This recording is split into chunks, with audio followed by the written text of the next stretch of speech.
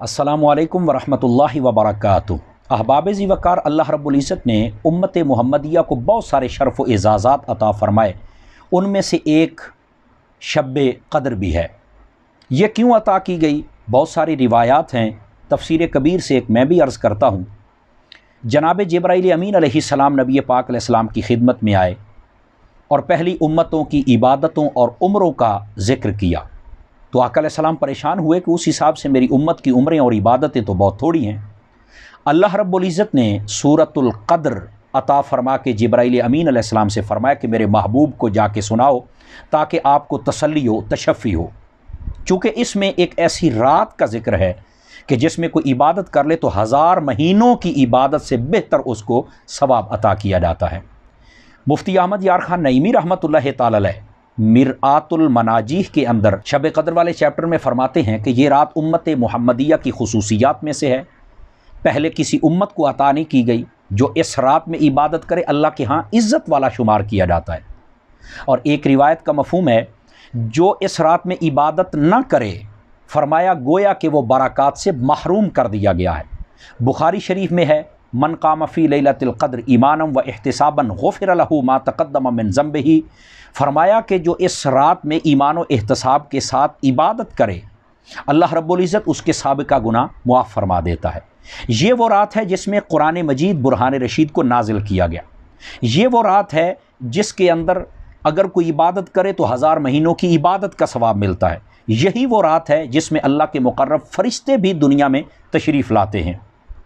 बल्कि यहाँ तक तुर्रतुन नासिहीन में है, जनाब जिब्राइल अमीन अलैहिस्सलातु वस्सलाम को अल्लाह रब्बुल इज़्ज़त अपनी रहमत दे के फ़रमाता है कि जाओ मेरे बंदों में तकसीम करो। तो वो तमाम मुसलमानों में तकसीम करते और कहते हैं बारी ताला तेरी रहमत तो बच गई है। अल्लाह फरमाता है मुर्दों में तकसीम करो। जितने मुसलमान होते हैं वो उनमें तकसीम करते हैं और फरमाते हैं या अल्लाह रहमत फिर बच गई है।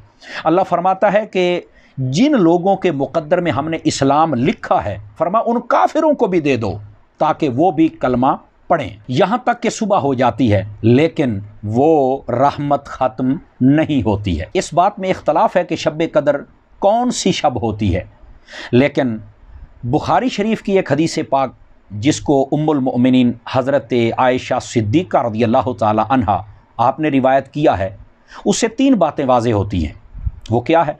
फरमाया कि लैलतुल क़द्र को रमज़ान शरीफ के आखिरी अशरे की ताक रातों में तलाश करो। तो 3 बातें वाज़ेह हो गई। रमज़ान शरीफ में होगी, आखिरी अशरे में होगी, ताक रातों में होगी। 27वीं पर ज़्यादा कवी दलाइल हैं, 23वीं पर भी हैं और 21वीं पर भी हैं। 27वीं पर उलमा फरमाते हैं कि ये जो लफ्ज़ लैलतुल क़द्र है इसके टोटल 9 हरूफ हैं और ये 3 मरतबा लफ्ज़ आया है। 9 को 3 से मल्टीप्लाई करें तो 27 होता है, तो इशारा 27वीं की तरफ है। फरमाया सूरतुल क़द्र के टोटल 30 कलिमात हैं। ये लफ्ज़ हिया हत्ता मतलाइल फ़ज्र, ये लफ्ज़ हिया ये 27वां हर्फ है, तो 27वां कलमा है, तो इशारा 27वीं की तरफ है।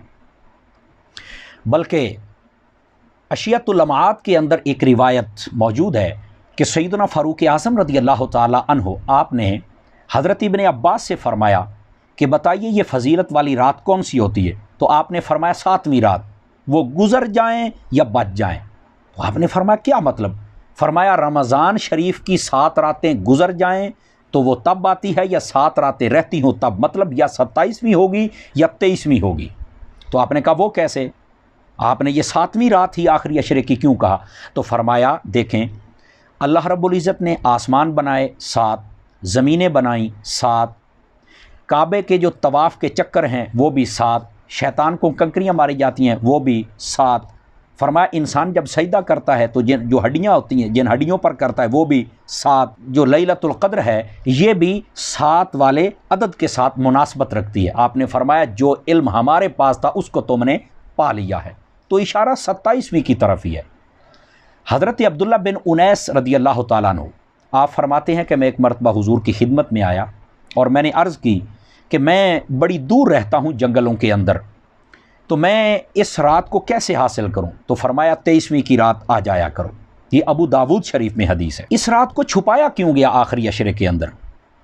نبی پاک صلی اللہ علیہ وسلم کو علم عطا کیا گیا تھا، آپ بتانے کے لیے تشریف لا رہے تھے، لیکن دو لوگ جھگڑ رہے تھے جن کی وجہ سے فرمایا کہ مجھے اب یہ حکم دیا گیا ہے کہ میں اس کو ظاہر نہ کروں، آخری عشرے میں تم اس کو تلاش کرو۔ پتہ چلا کہ جھگڑوں کے ساتھ برکات کو چھپا دیا جاتا ہے۔ اس رات میں جناب جبرائیل امین علیہ السلام بندوں سے مصافحہ بھی فرماتے ہیں، اور جیسے مصافحہ فرمائے 3 نشانیاں ہوتی ہیں، آنکھوں سے آنسو جاری ہوں گے، دل میں رقت پیدا ہو جائے گی، اور اس کے جسم میں ایک جھرجری سی پیدا ہوگی، تو سمجھے جبرائیل امین علیہ السلام نے اسے مصافحہ فرمایا۔ خلاق عالم ہم سب کو اس رات میں عبادت کی توفیق عطا فرمائے۔